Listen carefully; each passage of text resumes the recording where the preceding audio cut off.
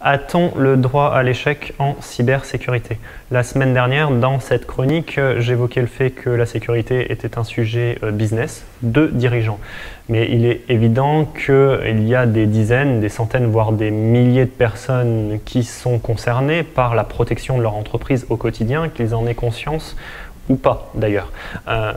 Souvent, ces personnes ont été, ces utilisateurs ont été épinglés comme étant la faille entre le clavier et la chaise.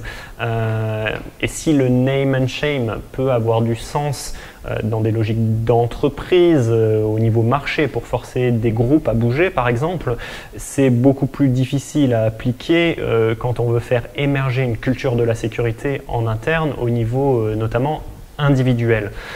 Il y a pourtant un besoin criant de formation, même basique, sur les sujets et les usages de la cybersécurité. Et il n'est pas certain que avoir cette logique de name and shame soit vraiment porteur. Est-ce qu'on veut vraiment que les formations proposées, les pistes d'amélioration soient perçues comme des sortes de centres de réhabilitation et qu'une personne qui a cliqué sur un mauvais lien, qui a été victime de phishing, ait l'impression qu'elle doit être redressée? On doit dépasser le stade de la sensibilisation, on le sait, on doit aller plus loin. Par contre, les solutions sont peut-être à trouver du côté de la culture de l'échec que les entreprises françaises essayent désespérément de mettre en place d'un point de vue innovation, d'un point de vue business. En matière de sécurité, cela voudrait dire développer une culture du compte-rendu, une culture du signalement, mais aussi une culture de la confiance.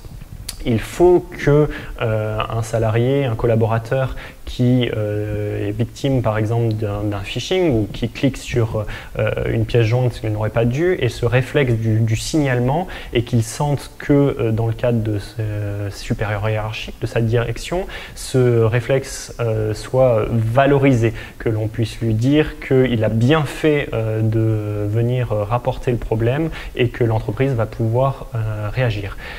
Il y aura toujours des erreurs, il y aura toujours des victimes, mais l'établissement d'une culture de la confiance en interne dans les entreprises peut améliorer drastiquement la réactivité de celle-ci, et aujourd'hui c'est ce qui est essentiel.